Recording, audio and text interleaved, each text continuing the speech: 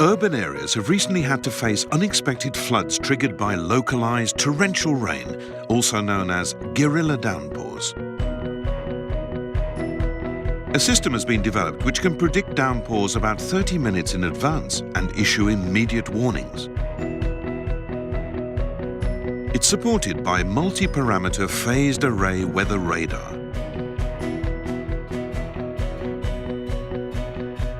This radar takes only 30 seconds to observe the movements of cumulonimbus clouds, compared with the 5 minutes taken by conventional radar.